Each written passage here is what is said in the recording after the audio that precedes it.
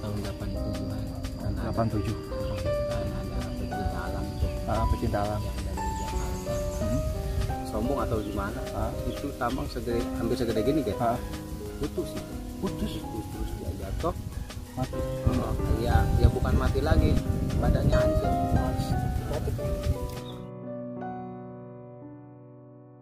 Ada satu teman yang nyeletuk, itu kok seperti ada darah ya. Itu bajunya merah kali. Halo buat teman-teman yang udah subscribe ataupun yang belum subscribe Lentera Malam. Biar teman-teman selalu dapat notifikasi setiap kali Lentera Malam update video baru, teman-teman bisa nyalain loncengnya seperti video di tengah ini nih. Pilih all atau semua. Jadi jangan lupa nyalain lonceng ya. Assalamualaikum warahmatullahi wabarakatuh. Selamat malam teman-teman, balik lagi di Lentera Malam bareng gua Adit. Sekarang kita lagi ada di segmen Saksi Misteri nih. Seperti biasa, kalau di segmen Saksi Misteri gua selalu datengin narasumber yang akan menceritakan tentang pengalaman mistisnya nih. Jadi buat kalian yang baru pertama kali mampir ke Lentera Malam, silakan kalian cek video Lentera Malam yang lain, karena banyak banget kita ngupload tentang cerita-cerita horor, maupun itu urban legend ataupun kisah mistis pendakian. Yaudah, kita kenalan dulu sama narasumbernya. Ini adalah narasumber spesial karena dia juga seorang YouTuber dan satu angkatan sama Lentera Malam. Kita kenalan dulu nih sama Mas Ganis. Mas Ganis, apa kabar nih? Alhamdulillah baik, berkat doanya semua.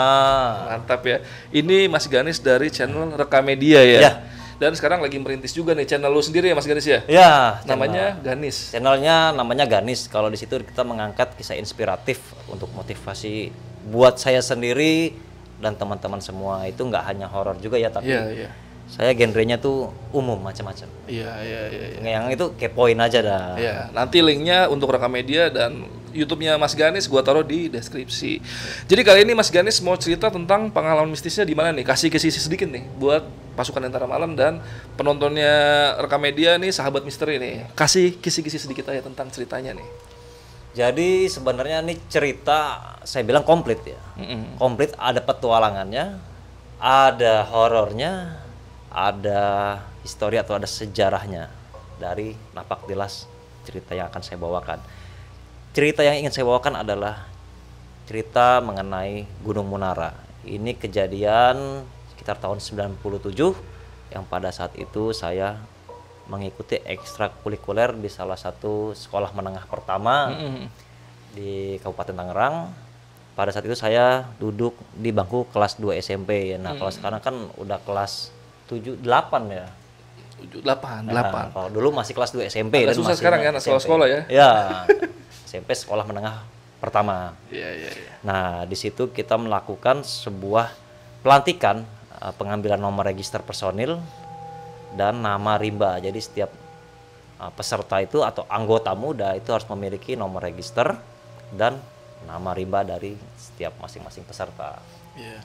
Dan tadi gue sempat dengar juga nih cerita dari Bang Ganis. Jadi pendakian ini ada tim yang tersesat ya. Iya. Dan hampir merenggut nyawa dari salah satu tim yang tersesat itu ya. Ya, hampir lah ya, karena kejadiannya udah parah juga sih sebenarnya ya. Ya. Nanti buat kalian penasaran bagaimana tragedinya, kalian tonton video ini sampai habis biar kalian tahu semua cerita yang akan dibawain Bang Ganis malam ini. Dan untuk malam ini spesial banget. Kita bikin 2 part videonya ya.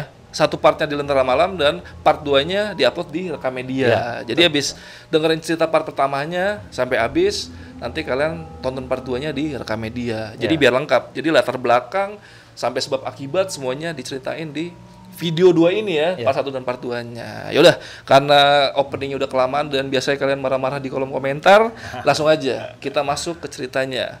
Jadi kalian saksin dulu intronya.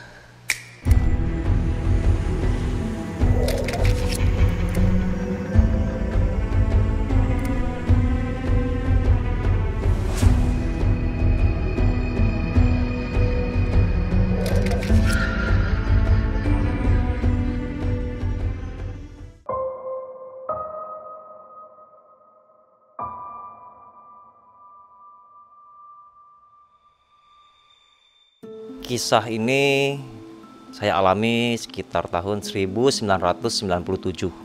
Saat itu saya duduk di bangku SMP kelas 2 di salah satu sekolah menengah pertama negeri 1 di kawasan Kabupaten Tangerang, tepatnya di Legok. Pada saat sebelumnya kelas 1 saya mengikuti kegiatan ekstrakurikuler basket Selang 1 tahun berjalan, di sekolah SMP saya ini ada eskul baru, yaitu adalah pecinta alam. Pecinta alam ini namanya Arga Pratala Club. Arga Pratala Club ini didirikan oleh Pak Agus Sulistyo. Kalau pada saat itu dia identik dengan panggilannya Brur. Dia salah satu orang dari Wanadri. Arga Pratala Club ini itu adalah komunitas pencinta alam tertua di Kabupaten Tangerang dan Kota Tangerang. Yang tentunya pada saat itu masih masuk dalam wilayah Provinsi Jawa Barat sebelum kita menjadi Banten. Selama waktu berjalan, saya dan teman-teman tertarik. Akhirnya saya berniat berpindah ekstrakurikuler dari basket beralih menjadi pecinta alam. Di sana kita diberikan aplikasi materi, ruang, cara mengikat tali, simpul dan sebagainya. Bahkan kita juga sudah melakukan sebuah pengambilan slayer waktu itu di Curug Grahong. Di sini saya akan cerita mengenai pengalaman saya di Gunung Munara. Gunung Munara ini termasuk kategori gunung tidak aktif yang berada di daerah Rumpin, Bogor. Di Gunung Munara ini sendiri, kalau saya bilang cerita ini kompleks. Maksudnya kompleks, ada sisi petualangannya, ada sisi misterinya atau horornya, ada sisi napaktilas. Karena kita sebelum mendaki ke sana dan melakukan pengambilan NRP itu nomor register personil, yaitu nomor yang terdaftar pada setiap anggota atau peserta pecinta alam. Di samping napaktilas, yang terlebih lagi di sini adalah sisi sejarahnya. Karena di sana kita akan melakukan sebuah pelantikan NRP dan nama rimba. Karena nama rimba itu diambil berdasarkan dari kejadian di lapangan, baik si peserta, apa yang dialami, atau mungkin dari individu itu sendiri yang bisa diangkat, atau mungkin dia ciri khasnya apa. Singkat cerita, tahun 97 ini kami peserta tuh kalau kurang lebih sekitar 18 orang. Bersama dengan senior-senior juga, kita melakukan perjalanan menuju Gunung Munara yang terletak di Rumpin, Bogor. Dari sekolah SMP Legok ini kita melakukan long march, jalan kaki dulu menuju jalan raya. Pada saat itu kita mulai start sekitar jam 10 pagi, kita mulai start dari sana. Pada saat itu juga jalan itu semua kalau dibilang Legok itu masih jelek ya. Maksudnya jelek itu karena banyak lubang-lubang dan juga jalannya berbecek karena di sana sering dilalui oleh truk tanah dan truk-truk pasir. Akhirnya senior memberhentikan sebuah mobil truk. Pada saat itu mobil, kalau dulu tuh dibilang mobil kol ya, mobil kol. Dia bak terbuka, kita semua disuruh naik. Akhirnya kita naik di bak tersebut dengan membawa perlengkapan camping. Kita dikasih waktu untuk camping itu sekitar 2 hari. Di perjalanan kami semua merasa happy ya, karena dari situ juga senior dan junior atau tepatnya anggota muda itu tidak ada batasan. Jadi semua saling bercanda, saling tertawa-tertawa gitu. Kondisi pun juga cerah. Alhamdulillah selama perjalanan kita diberi kemudahan melalui jalan yang dulu masih terkenal lagu-lagu Bang Iwan Fals dulu kan. Kita sering nyanyi sambil di bak terbuka tersebut. Beberapa jam berjalan karena kondisi medan yang rusak, kita tiba di salah satu jalan Rumpin yang dekat area kampung sawah. Jadi Gunung Munara ini kalau kita dari arah Tangerang, kita berhenti di tengah-tengah jalan. Gunung Munara di sebelah kanan, sebelah kirinya ada Gunung Nyungcung, yaitu gunung yang ada 9 makam keramat. Orang-orang warga sekitar bilang itu ada makam keramat 9. Dan dari Gunung Munara itu ada aliran Cisadane sebelah kanannya yang lumayan jauh. Di setelah Cisadane itu ada Gua Pengantin. Nah, saya sendiri pun nggak tahu nih ada hubungan apa antara ketiga tempat ini. Nah, cuma di sini singkat cerita saya akan mulai melanjutkan mengenai pendakian ke Gunung Munara.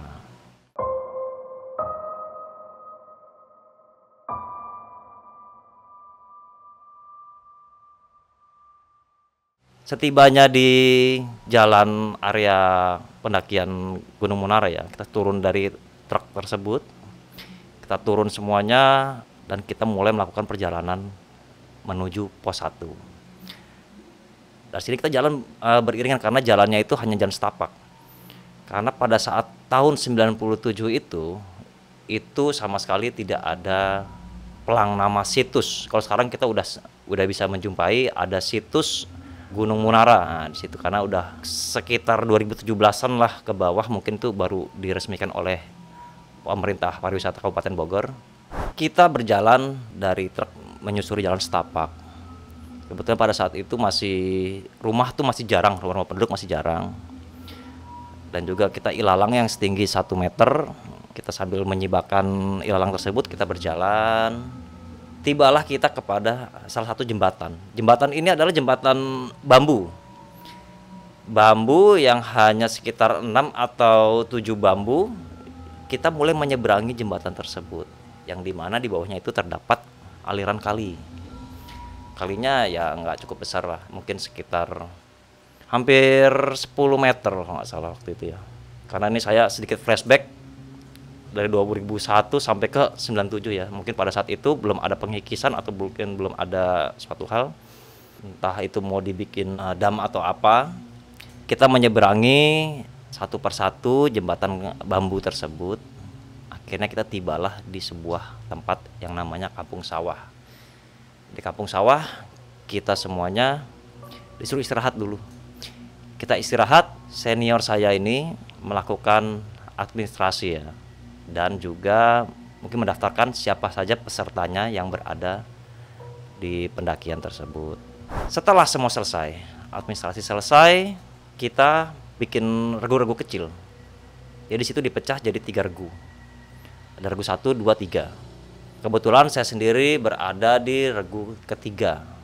Di situ semua dicek perbekalan, perlengkapan, kita make sure lagi dan dibagi-bagi setiap regu ini. Jadi satu regu ini memiliki P3K sendiri, terus juga untuk konsumsi sendiri, dan juga perbekalan peralatan semua.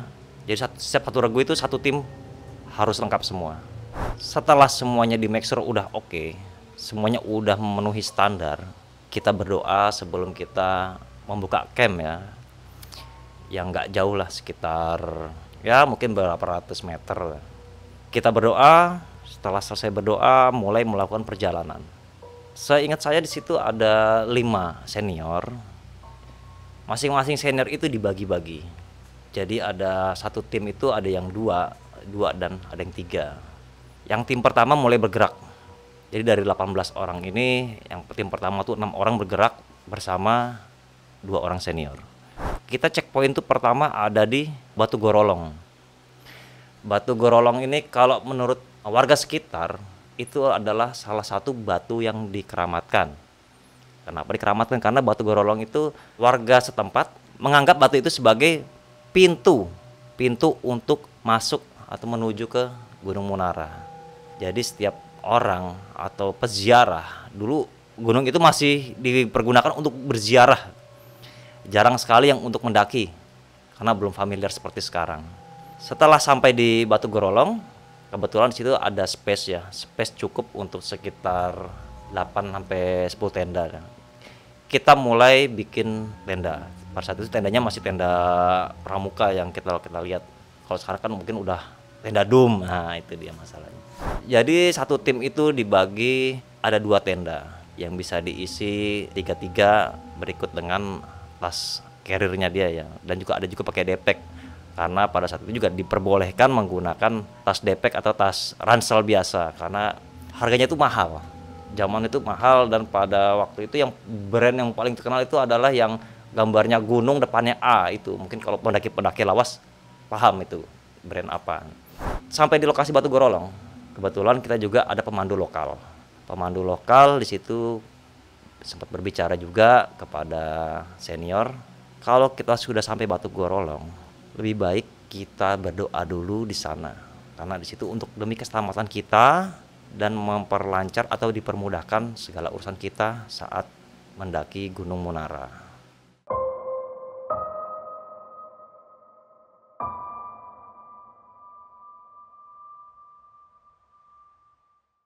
Setelah berdoa, kita mengikuti anjuran senior, yang senior dikasih wejangan dari si pemandu lokal. Kita mulai mendirikan tenda pramuka tersebut dan dibatasi dengan tali rafia. Lalu kita di pinggiran tenda itu kita bikin parit supaya kalau apabila ada hujan, jadinya air itu tidak langsung masuk ke tenda kita, jadi langsung bisa masuk ke parit tersebut dan terbuang ke arah yang lebih rendah. Itu normal, semuanya mulai masak, semua sambil happy-happy. Kita nggak tahu akan ada apa dan pelantikannya seperti apa, kita nggak tahu. Kita menikmati semua perjalanan di sana, indahnya pemandangan kita nikmatin. Waktu itu juga masih belajar-belajar yang ngerokok masih ngumpet-ngumpet lah di mana gitu kan. Karena pada saat itu waktu SMP itu memang tidak boleh merokok gitu. Kita mulai beres-beres, ada yang setelah selesai masak mereka pada makan, kami makan bareng-bareng.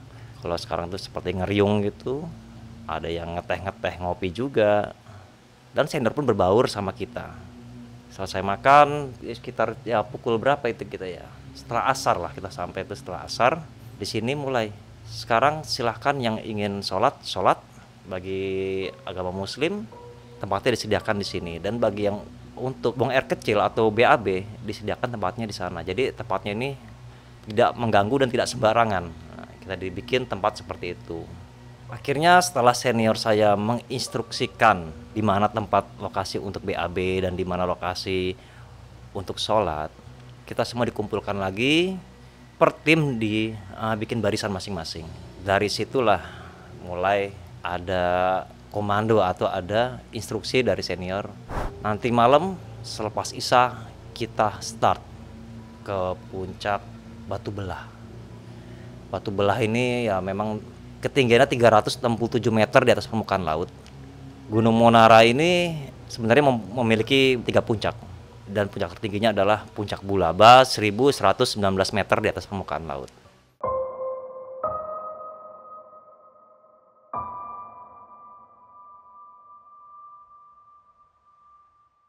Nanti malam setelah Isya kita akan melakukan hiking dan trekking.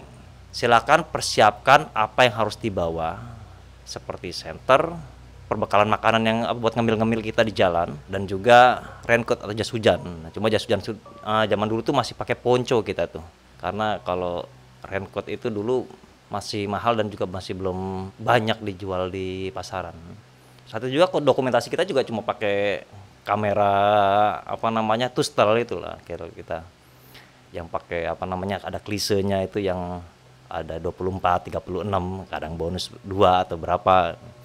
Setelah dikasih wejangan, dikasih instruksi oleh senior, akhirnya kita kembali ke tenda masing-masing dan mempersiapkan apa yang harus kita bawa malam ini. Selang waktu berjalan, tibalah waktu selepas Isya. Semua sudah selesai dengan baju lapangannya dan juga sudah selesai dengan makan malam serta sholat Isya. Kita dikumpulkan lagi oleh senior ini dan dicek lagi perlengkapan dan perbekalan yang akan kita bawa ke puncak Batu Belah tersebut. Setelah dicek, setiap orang dikasih 1 lilin yang cukup panjang dan 1 regu. Dari 3 regu ini, masing-masing regu itu dikasih 2 senter. Yang 1 senter untuk leadernya yang di depan, 1 lagi untuk si sweeper yang tim paling belakang di setiap regu. Jadi ada 6 senter dan masing-masing orang itu memegang 1 lilin. Yang dimana setiap regu itu dikasih 2 korek api. Pada saat itu masih korek api batang ya, yang kita masukin dalam kotak tise film, dan juga yang dibilang kalau yang coklatnya itu, yang amplasnya itu dimasukin ke dalam supaya nggak kena air. Jadi dari situ tim ini membawa 2 daypack atau 2 ransel. Start jam 7:30, kondisi cerah, alhamdulillah tidak ada hujan. Tim pertama bergerak. Di situ teman saya yang bernama Dedi, atau kita familiarnya namanya Aping ya. Dia yang berada di bagian belakang atau sweeper dan pegang center bersama tim yang pertama. Jadi sudah ada 1 senior dan 1 pemandu lokal yang nunggu di puncak Batu Belah. Tim pertama mulai bergerak. mereka membakar lilin. Bagaimana caranya dari batu gorolong ini hingga ke puncak batu belah ini, dia bisa survive dengan penerangan yang minim. Mereka berjalan, karena saat itu juga jalan tuh jalannya setapak dan tidak ramai seperti sekarang. Jalannya pun tidak terbuka lebar, karena dulu tuh hanya diperuntukkan untuk sebagai tempat berziarah. Mereka berjalan, akhirnya tidak terlihat sama kita. Jadi si senior ini mempunyai misi si peserta ini agar sampai ke puncak batu belah dengan perlengkapan dan peralatan yang minim serta perbekalan seadanya. Begitupun dengan tim 2 dan tim 3. Selang waktu 20 menitan, tim kedua mulai bergerak. Emang di sana ada beberapa wanita juga. Jadi wanita ini disebar antara tim 1, tim 2, tim 3. Tim 2 mulai bergerak, tapi tanpa sepengetahuan kalau ada senior dan pemandu lokal yang sudah nunggu di puncak. Setelah mereka jalan, akhirnya mereka pun hilang ya. Tak terlihat oleh kita oleh gelapnya malam, dan juga jalan dia udah mulai menanjak. Tinggal saya dengan tim saya nih, tim ketiga yang berada di lokasi tersebut. Kalau saya sendiri mungkin karena tim terakhir, santai aja. Karena saya pikir pasti nih ada tim sweeper ini, senior sweeper pasti ada di belakang kita. Walaupun mungkin jarak tidak terlihat, dia akan terus mantau kita. Akhirnya tiba juga waktu kita untuk bergerak. Dengan satu center yang sebagai leader ini, kita mulai bergerak jalan dengan lilin juga yang ganti-gantian yang kita nyalakan. Begitupun posisinya. Nah, kebetulan posisi saya di paling belakang, saya sweeper dari tim 3. Kita mulai jalan. Pada saat itu cuma ya ditemani oleh suara-suara makhluk-makhluk atau hewan-hewan hutan aja. Dengan suara-suara tongeret dan lain-lain. Kita mulai menapak-napaki jalan. Saat itu jalannya memang sana tuh tanah mendaki dan tangga-tangga berundak-undak gitu dan sedikit berlumut. Jadi jalan licin tuh. Kita menginjak itu harus benar-benar stepnya harus diperhatikan. Selang waktu berjalan kita tiba. Namanya Batu Katak. Batu Katak. Ya, di sana batunya itu berbentuk seperti katak. Ya di sini saya juga apabila saya salah menyebutkan nama-nama situs, karena ini juga ada sejarahnya juga, termasuk sejarah besar bagi bangsa Indonesia. Ya mohon dimaafkan dan mungkin bisa dikoreksi atau ditambahkan di kolom komentar.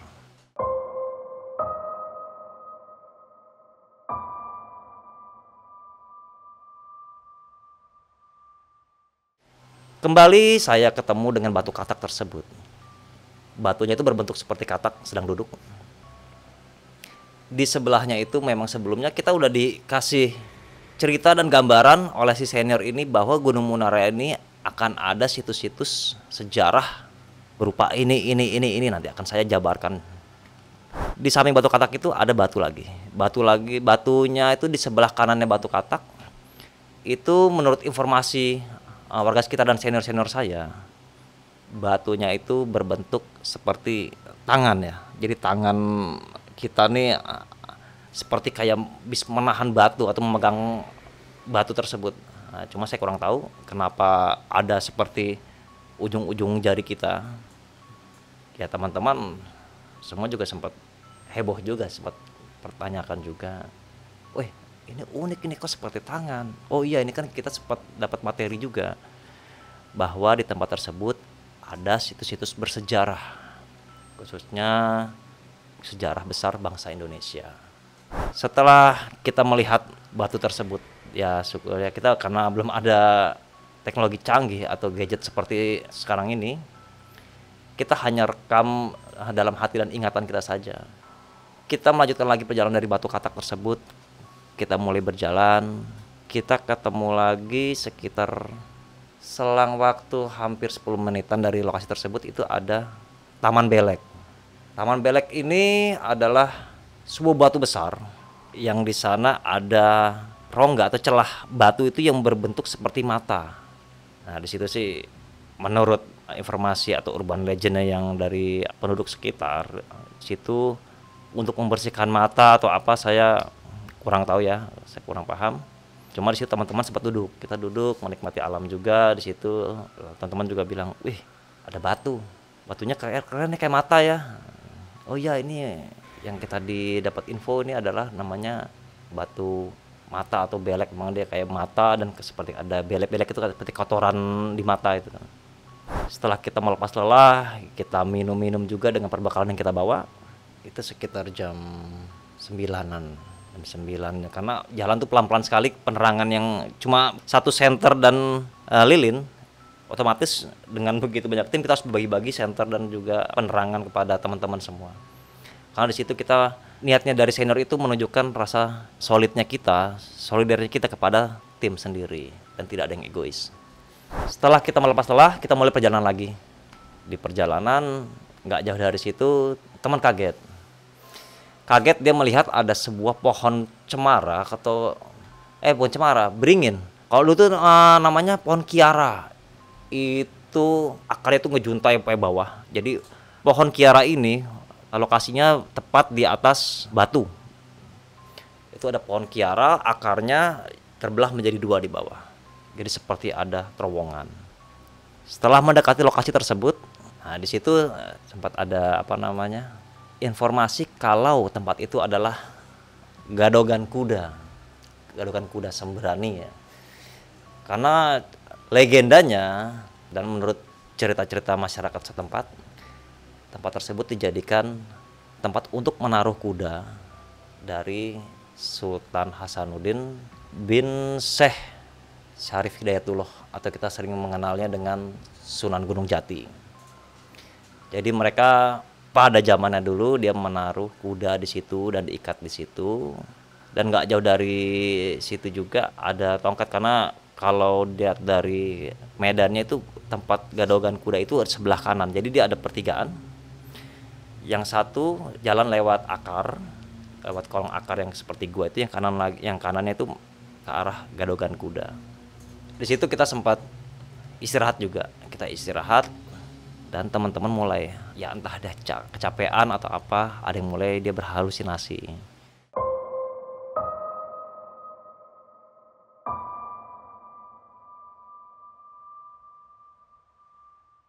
Di situ pertama dia ngomong, loh kok ada suara kuda? Pada denger nggak? Ah, itu cuma perasaan lu aja. Kagak, beneran ini ada suara kuda. Jangan ngomong di sini. Kalau ada apa-apa kita ngomong di bawah aja. Ya udah, semoga teman-teman semua nggak ada masalah yang kita rasakan selama pendakian mencari nomor NRP ini, nomor register personil dan nama rimba. Kita melepas lelah sekitar 10-15 menit. Karena medannya udah lumayan terjal pada saat itu. Kita mulai jalan. Jadi setelah ada persimpangan kiri dan kanan, ada teman yang survei. Yang leader yang dari tim Regu 3 ini dia survei. Dia ngambil jalan kiri dan dia menaiki batu-batu tersebut dan dia ambil megang-megang akar pohon kiara tersebut. Dia menemukan kayak ada lubang di atas batu itu seperti apa ya, kayak sumur kecil tapi nggak dalam, itu ada airnya. Nah kita taunya tuh ke belakangnya setelah pendakian, tapi sebenarnya di situ saya jelaskan itu adalah di atas batu atau gadogan kuda itu namanya Taman Kejayaan. Ya kita nggak kurang paham ada apa dan kenapa namanya seperti itu. Kita karena ya namanya anak SMP ya, masuk kanan keluar kiri kadang kalau kita diomongin oleh senior ya. Teman bilang terjal, kita jangan ambil sini, kita ambil kanan. Oke, teman turun dari batu tersebut yang ada sumur kecil. Akhirnya kita lewat kanan, kita menyusuri kanan. Lilin pun sudah mulai mati, kita mulai bergantian. Jadi lilin yang 1, lilin yang nomor 2, teman saya yang nomor 2 itu sudah habis lilinnya. Akhirnya ganti yang nomor 3 yang membakar lilin. Kita jalan pelan-pelan, setapak demi setapak, akhirnya mulai menanjak di batu belah. Sebelum kita naik ke batu belah, teman-teman yakin, oh ini tempat yang kita tuju, ini dia. Cuma teman-teman pada saat itu, oh iya, cuma kenapa kita salah masuk? Kenapa kita berada di tengah-tengah batu belah? Ada teman saya yang bisa, di sini saya tidak menyebutkan namanya. Dia yang berhalusinasi tadi, yang dia mendengar suara kuda Sembrani tadi, suara kuda, dia bilang, itu ada perempuan kok kayak kayak ratu atau kayak apa itu. Nah kita heran. Coba dia ngomong berdua gitu. Dia ngomong berdua, kita semua kaget.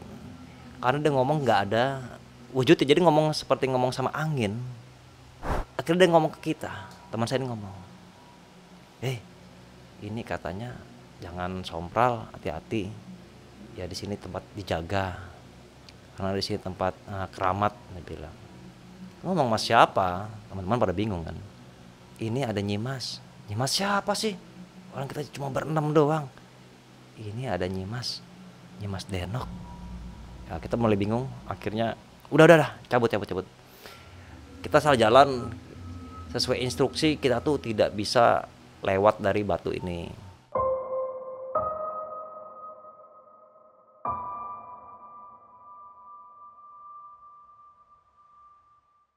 Akhirnya kita balik, kita ambil jalan kanan lagi, kita ke atas. Nah, pelan-pelan di situ teman tuh kaget. Pas dia lihat senter di depan, itu ada jurang. Jurang ketinggian sekitar 20-30 meter. Stop, ini jurang. Gak tau ya teman ini yang gak dengar kabar atau instruksi dari yang nomor si leader ini. Dia nginjak suatu lubang. Lubangnya lumayan dalam dan besar. Akhirnya jatuh tapi alhamdulillah dia tidak jatuh ke jurang tersebut, tapi jatuhnya di atas batu. Pas dilihat, kita tanya gimana kondisinya, kakinya gimana. Nggak apa-apa, cuma sedikit keselio. Sedikit keselio, oke. Nah kita senter, nggak tahu kenapa penyebabnya. Penyebabnya adalah dia menginjak seperti kayak celah batu. Yang kita bikin heran itu batunya berbentuk telapak kaki. Nah kalau sekarang kita mungkin bisa lihat ya, itu seperti batu kaki yang ukurannya besar. Kalau warga atau penduduk sekitar bilang itu adalah kaki Kabayan. Cuma di sini ada dua versi. Yang pertama kaki Kabayan, yang kedua kaki Nurbayan. Ya mungkin karena orang sana lebih familiar dengan kata Kabayan, akhirnya lebih sana tuh sebutnya tuh kaki telapak Kabayan. Karena nggak jauh juga di situ ada seperti kayak ada lubang, entah itu dia bawa tongkat atau apa, saya nggak paham. Oh ini, lo ingat nggak waktu diceritakan waktu di sekolah? Di sana juga ada kayak seperti situs juga namanya Telapak Kabayan atau Telapak Nurbayan. Nurbayan atau Kabayan itu kalau kata orang tuh seperti ya orang yang bagaimana gitu, dia wali atau apa Nurbayan ini, atau dianggap orang sakti, kakinya sebesar ini. Nah teman-teman sempat bingung. Ini yang disebut ini. Iya, akhirnya kita ngelihat, kita ketemu. Jadi seolah kita benar-benar seperti kayak napak tilas apa yang dikatakan waktu di sekolah. Kita lihat kaki ini besar. Dia ada jempol dan ada ruas-ruas jarinya itu seperti kaki. Benar itu seperti kaki. Kita terus naik, ada tangga. Nah, ini yang bikin saya sendiri bingung. Ada tangga. Oh, sepertinya ini kali ini yang dibilang puncak. Nah, kita optimis karena ada tangga dari kayu yang diikat pakai tali ijuk. Situ ketemu lagi sama namanya, kalau orang penduduk lokal sekitar bilang dia itu Sumur Putri. Nah, konon sih katanya sumur ini sebagai tempat pemandian putri-putri pada zamannya dulu. Nah, kita nggak paham di situ, saya juga nggak tahu. Cuma tetap saya bilang, bro hati-hati. Kenapa? Ini kita jurang. Sebab karena kita jurang, jangan sampai kita jatuh ke sana. Setelah kita sampai ke Sumur Putri, dulu Sumur Putri ini belum ada. Kalau sekarang kita udah lihat dia tuh udah ada pembatasnya ya, udah dibikin kayak seperti cor-coran seperti itu supaya airnya tidak jatuh atau gimana. Saya ngelihat waktu ngecek tim saya semuanya, saya lihat satu orang lagi. Wah, senior saya nih. Dia seperti orang pendaki lah, pendaki rock climbing lah, pemanjat tebing. Nah, saya di situ bisik sama teman saya. Ada senior belakang, tenang aja. Iya. Nggak taunya nggak saya doang ngeliat, ada 3 orang yang lihat. Dia ngeliat belakang memang ada. Jadi orang itu duduk, dia duduk, diem gitu kan, sambil memandangi kita. Yang kita tuh jaraknya sekitar hampir 20 meter. Dia ngeliat kita, cuma waktu itu samar-samar saya kurang lihat dia pakai bajunya seperti apa atau seperti apa. Ada satu teman yang nyeletuk, itu kok seperti ada darah ya. Itu bajunya merah kali. Nah, teman-teman teman-teman pada nempalin seperti itu yang 3 orang ini. Itu bajunya merah. Enggak, itu kayak ada darah. Udahlah cuekin aja, senior tuh lagi mau nakut-nakutin kita. Ya, udah teman-teman pede. Dari situ hiruk pikuk suara-suara anak-anak yang sebelumnya, regu-regu sebelumnya itu mulai terdengar jelas. Wah, udah mau nyampe nih. Alhamdulillah. Akhirnya teman-teman semua udah merasa apa ya? Ya senang lah. Karena checkpoint tujuan kita tuh sudah dapet.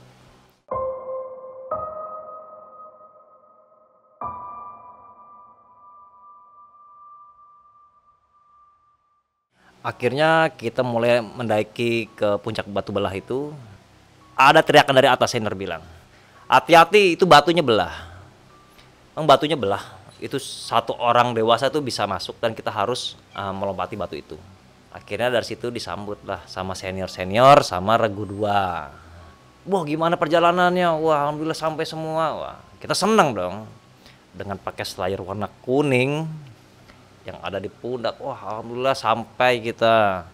Akhirnya saya dari regu 3 dan regu 2 dan senior yang pertama dengan pemandu lokal, kita berbicara, ngobrol-ngobrol. Nggak lama kemudian, selang waktu sekitar 10 menit atau 15 menit setelah saya datang, atau regu 3 ini sampai di puncak batu belah, datang rombongan dari senior yang jadi sweeper ya, tim penyapu. Dia datang, senior yang pertama saya bilang, loh, regu 1 kemana? Lah, saya dari tadi cuma mantau nih regu 3. Justru depan saya, di belakang saya itu tidak ada regu 1, nggak ada. Suasana hening semua. Para senior dan pemandu lokal tersebut akhirnya mereka tuh berdiskusi kecil. Dia bikin suatu tempat dan menjauh dari kita. Mereka ditugaskan ada 1 orang senior untuk nge-guide kita, untuk menjaga kita di batu tersebut, di puncak batu belah tersebut. Senior-senior lain dan pemandu lokal yang lain turun lagi. Kenapa? Dia untuk menyisir dan mencari regu 1. Mereka meminjam senter-senter dari setiap regu semua, jadi mereka memegang senter. Mereka boleh mencari. Nah, cuma di sini dari regu 2 dan regu 3 kita dibikin nyaman. Dibikin nyamannya kita diajak ketawa-ketawa lah, diajak kayak nyanyi lah, diajak apa gitu kan. Selang waktu berjalan hampir 3 jam, tim pencari ini dari senior dan pemandu lokal itu kembali ke kita. Datang ke kita, dia nyebutin, dia bilang, saya sampai Batu Gorolong tempat camp kita tadi, sampai saya naik lagi pun ke sini tidak ada. Kenapa tidak ada? Saya paling terakhir, regu kita paling terakhir, dan memang kita nggak ketemu dengan pendaki-pendaki atau regu-regu 2 regu 1 pun kita nggak ketemu. Dan memang si senior ini dia udah ngasih kayak apa ya, clue juga, ngasih rambu-rambu. Jadi kalau kita ketemu sama tali rafia warna kuning, itu berarti rutenya kita. Nah, kita ngikutin itu. Dan kita juga dikasih tanda juga kan, apabila dikasih batang pohon yang X atau apa, berarti kita nggak boleh lewat. Nah, kalau kita dikasih batu bertumpuk atau apa, itu tandanya kita maju terus. Nah, kita udah dikasih. Dan di setiap regu pun sudah ada yang paham juga mengenai sandi-sandi dari pencinta alam tersebut. Akhirnya sudah mulai pukul jam 3 ya, jam 3-an, kurang lebih jam 3. Senior bilang kepada kita, ini di luar prediksi. Regu 1 belum kembali.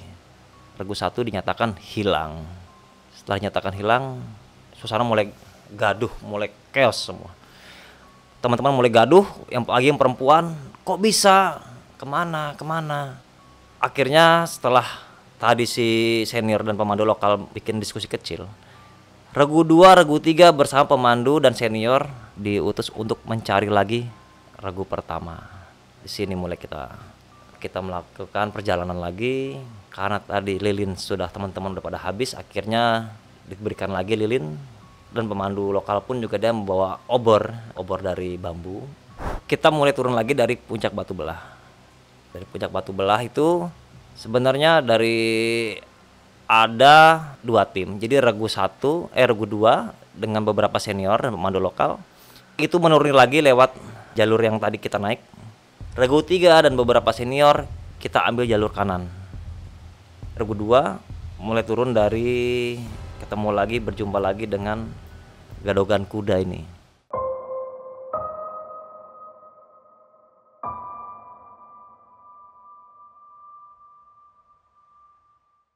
Jalan lewat melalui tempat itu, akhirnya dia naik yang ketemu yang namanya Taman Kejayaan. Kita rute lewat kanan, akhirnya kita mulai jalan. Senior saya sebut inisial ya, yang bernama R ini, kita mempunyai trek dari Puncak Batu Belah ke Batu Quran dan ke salah satu gua. Nah, akhirnya saya dan tim Regu 3 ini bersama beberapa senior melewati jalan tersebut. Karena waktu itu kan dijabarkan spesifik mengenai situs-situs. Kita jalan ke Batu Quran. Kita cari apakah dia di sana, takutnya mungkin dia tersesat ke sana. Di Batu Quran tidak ada. Lalu kita mulai jalan lagi bergerak. Pada saat itu memang kondisinya tuh kayak batu-batu tebing-tebing, batu-batu besar-besar. Senior bilang, ini namanya Gua Soekarno. Guanya itu nggak cukup besar, pintu masuk kecil. Kebetulan di sana senior dengan saya yang disuruh masuk untuk ngecek. Takutnya mereka pada saat itu ya terperosok atau apa, atau mungkin mereka diarahkan ke sana, saya tidak tahu. Akhirnya kita berdua masuk karena yang ya body kita ya cukup kecil lah masuk ke dalam gua tersebut. Kita masuk ke dalam Gua Soekarno, kita lihat hasil tidak ada. Jadi konon di gua ini presiden kita, sang proklamator Insinyur Soekarno, mereka melakukan petapaan di gua tersebut. Setelah kita cek tidak ada dalam gua, kita naik lagi ke atas. Kita naik lagi dengan pintu yang kecil, kita dengan seperti manjat rock climbing. Kita mulai turun dari gua tersebut. Di situ kita ditemukan seperti cabang 3. Cabang 3 kalau ke kanan itu ke arah Batu Azan. Batu Azan ini adalah dulunya orang-orang sering mendengar suara azan dari puncak batu tersebut. Ya mungkin konon katanya, menurut legendanya yang saya dapat, ya entah Syekh Sultan Hasanuddin ini atau mungkin para pengawal-pengawalnya yang melakukan azan di batu tersebut. Karena kita rasa nih kalau ke puncak nggak mungkin, akhirnya kita turun, kita ambil jalur yang ke kiri. Yang di kiri kita ketemu lagi dengan Goa Petilasan Sultan Hasanuddin bin Syekh Syarif Hidayatullah atau tersebut Sunan Gunung Jati. Menurut ceritanya dulu, Sultan Hasanuddin sebelum dia memimpin Banten, beliau melakukan tawasul di sana atas perintah atau mungkin wejangan dari Sunan Gunung Jati ini atau Syekh Syarif Hidayatullah. Dari situ suasana mencekam. Teman-teman yang perempuan pun sudah mulai gaduh, dan udah apalagi teman saya yang tadi yang berhalusinasi tadi, dia sudah mulai ngelantur bicaranya. Terus juga dia sempat kaget juga ngelihat yang tadi kita pandangin sosok yang dibilang tadi yang ada darahnya tadi, yang di bajunya ada, bajunya merah, darah. Itu tepat di belakang kita. Nggak jauh, sekitar 5 meteran, dia berdiri di batang pohon, dia bersender. Jadi sendernya dia sebelah kanan, dia sender sambil liatin kita. Saya merinding ya. Terus setelah di gua itu gua besar, guanya besar, itu bisa cukup untuk belasan orang masuk di sana. Nggak jauh udah dengar suara-suara nih.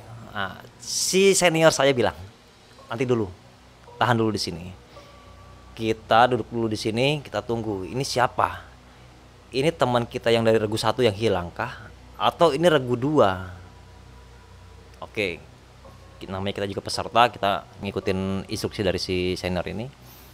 Nggak lama kilauan center tuh mulai naik ke atas.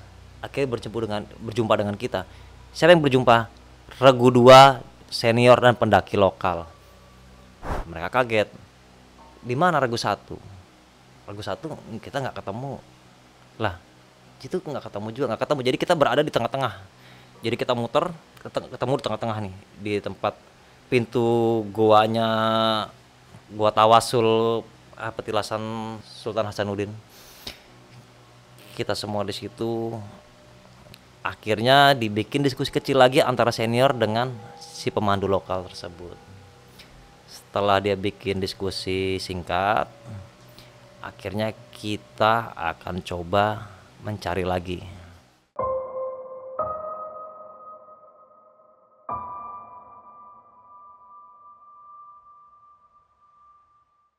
Jadi sekarang karena kita rasa kalau teman-teman ini kalau arah yang kita lalui itu Regu 1 tuh nggak bakal mungkin. Kenapa? Karena jalan itu terjal. Pasti mereka lebih baik bakal kembali. Kita mulai turun lagi setelah dari gua Tawasul Sultan Hasanuddin. Kita mulai turun. Kita melalui lagi, ketemu lagi dengan namanya Taman Kejayaan tadi, yang di atas batunya ada seperti sumur dan juga pohon kiara yang ke bawah juga. Kita mulai menurunin dari akar-akar tersebut, kita turun merambat satu persatu. Kita kembali lagi menuju Gadogan Kuda Sembrani. Kita muter, akhirnya kita kembali lagi ke jalan Batu Belah. Kita pikir mereka sudah sampai di puncak Batu Belah. Setelah kita lihat lagi sampai di tempat puncak Batu Belah, sama sekali tidak ada. Cuma ada Regu 2, Regu 3, dan senior serta pemandu lokal. Kita kembali lagi. Kita turun lagi sekitar pukul 4. Kita pukul 4 di puncak Batu Belah. Kita turun lagi, rencana kita akan kembali ke Batu Gorolong tempat camp kita awal. Dari Batu Belah ini jalan pelan-pelan sama satu-satu. Tiba lagi di Gadogan Kuda. Yang tadi ada pohon beringin dan akar beringin kiara, pohon kiara itu yang lebat. Ada teman satu yang dengar suara perempuan nangis.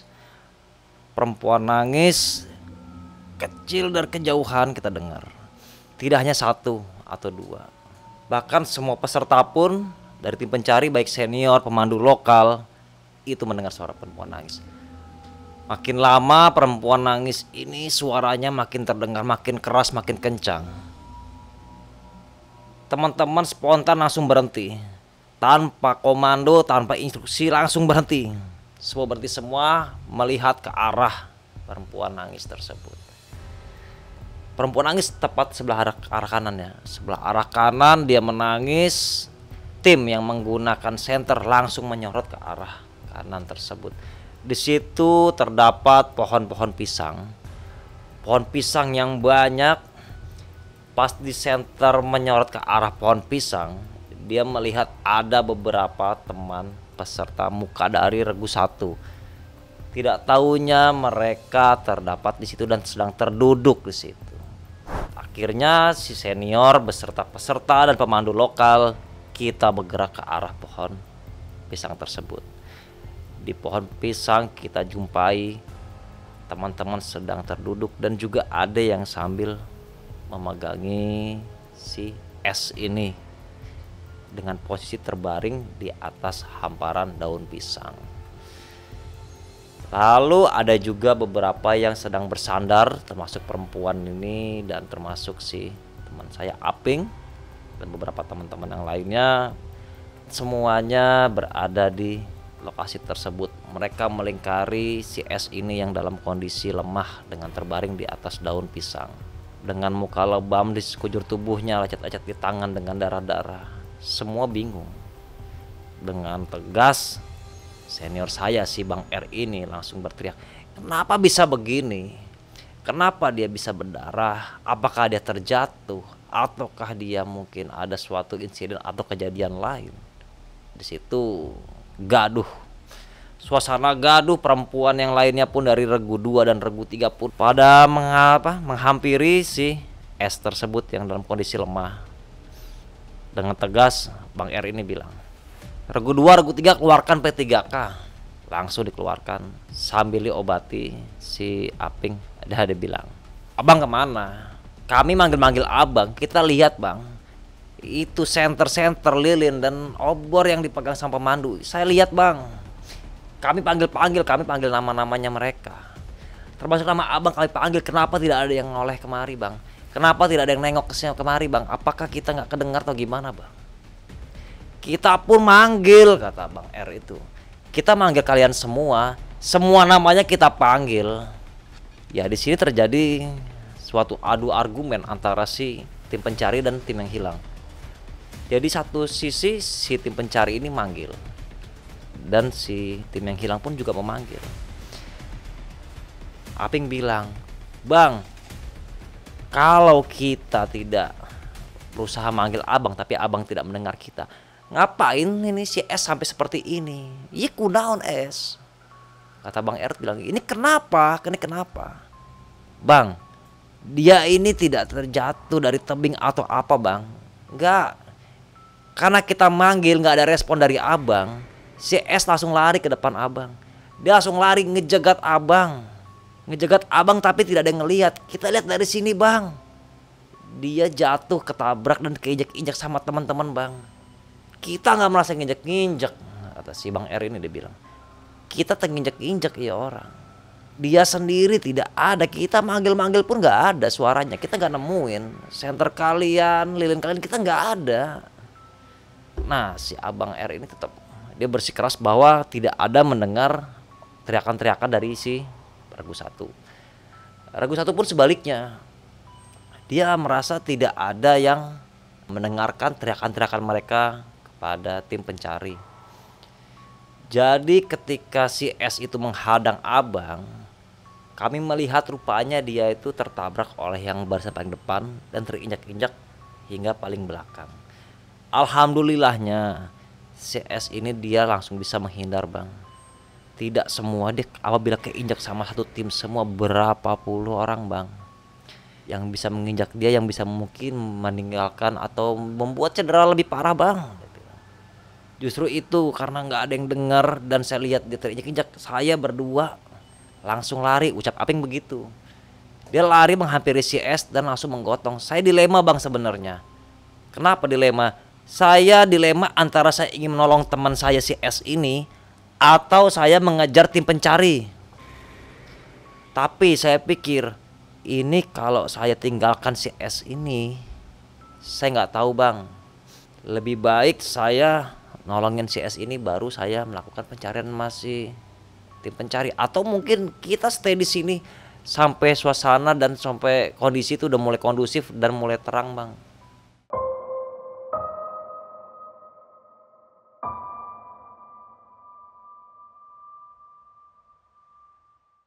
Memang sempat ada rencana mau bagi tugas, bagi tugas antara saya dan teman saya. Saya untuk handle si S yang sedang cedera ini dan teman saya ini untuk ngejar. Cuma abang terlalu jauh dan teman saya juga tidak berani untuk ngejar abang. Kenapa? Kita nggak punya penerangan bang. Penerangan sudah habis semua, baik lilin maupun senter itu udah habis semua bang. Kita nggak punya apa-apa bang.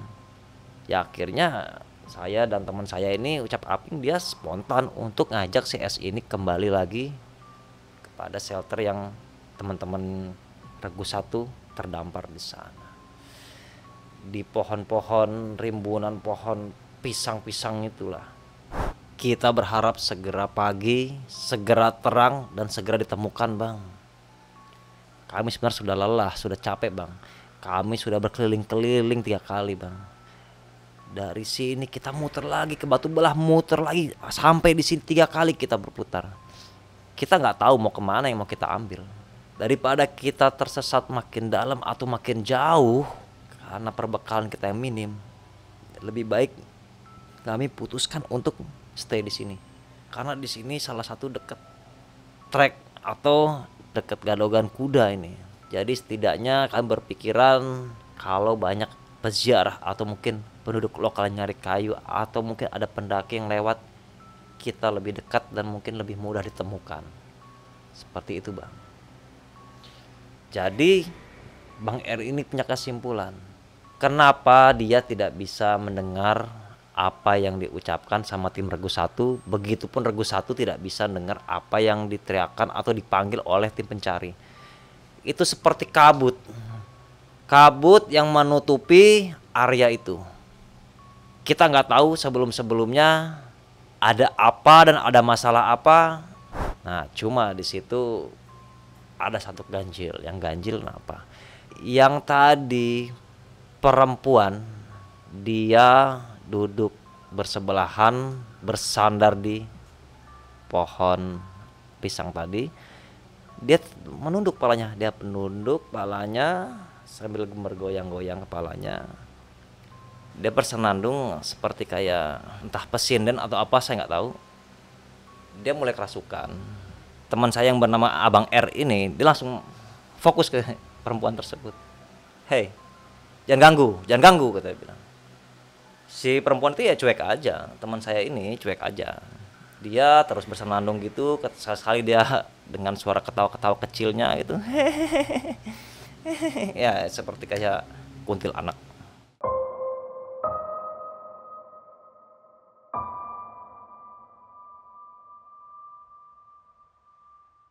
Seperti kuntilanak, dia tertawa dan sedikit kadang matanya itu dia membuka mata sambil sorot matanya tajam dia. Jadi sambil begini dia matanya ke atas. Dia mandangin si Abang R ini karena dia tahu Abang R ini dia ilmunya saya bilang dan juga agamanya dia kuat. Dan saya tahu juga dan mungkin sih kuntilanaknya tahu kalau Abang R ini dia termasuk orang bisa. Dengan bahasa Sunda dia bilang, "Kunaon?" Babaturan orang kunaon ya. Kuntilanak bilang, "Anak ini lagi datang bulan." Lah terus kenapa? Datang bulan kan juga itu hal lumrah ya, manusiawi. Setiap wanita dia di jalan sempat membuang pembalut ini.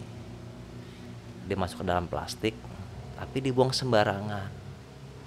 Di situ yang mengundang bangsa-bangsa yang negatif hadir. Keadaan itu dia disesatkan. Ada juga ini beberapa laki-laki ini dia melakukan buang air kecil sembarangan. Jadi dia main buang air kecil sembarangan, langsung dipotong sama si Abang R ini. Maklum lah, namanya juga anak muda, anak remaja, anak SMP. Iya, kami tidak suka. Ini tempat keramat. Jangan kamu kotorin seperti itu. Si Abang R ini ya sedikit marah. Oke, mereka salah. Tapi kan ini kan dunia, bukan dunia kamu. Dunia kamu kan gaib sana. Iya, kami ngejaga di sini. Akhirnya si kuntilanak ini nggak lama dia mulai pergi. Dan teman pun mulai sadar. Ada teman yang bawa air mineral diminta oleh si Abang R ini. Saya minta, dikasihlah minum. Dibacain dulu bismillah. Alhamdulillah si perempuan yang kerasukan ini sadar. Setelah sadar kembali lagi kepada teman kita si S ini yang tadi terinjak-injak oleh kami. Alhamdulillah dia tersadar dan akhirnya kita obati, kita beri minum dan kita langsung bikin seperti shelter. Kita bikin bivak, jadi ponco-ponconya kita bikin tenda darurat ya. Kita mulai bikin peradaban juga, kita mulai masak air hangat dan lain-lain karena di situ juga teman-teman udah mulai kedinginan juga karena kita terlalu banyak berhenti. Selang waktu berjalan, akhirnya pagi pun tiba. Pas paginya kita semua duduk berlingkar, semua ngumpul termasuk dengan senior dari ketiga regu tersebut dan juga si pemandu lokal. Setelah kita masak-masak, minum dan menghisap beberapa batang rokok, paginya si Aping bercerita mengenai waktu dia tersesat. Nah, cerita waktu tersesat ini teman-teman jangan lupa, pasukan Lentera Malam dan sahabat misteri untuk tahu kelanjutannya di part 2. Segera tonton channel Rekam Media agar kalian tidak ketinggalan berita atau cerita selanjutnya yang akan saya ulas di channel YouTube Lentera Malam dan Rekam Media. Sekali lagi jangan lupa like, subscribe, share dan komen di Lentera Malam dan Rekam Media agar selalu berhubung bersama kami. Wassalamualaikum warahmatullahi wabarakatuh. Terima kasih dan salam tak kasat mata.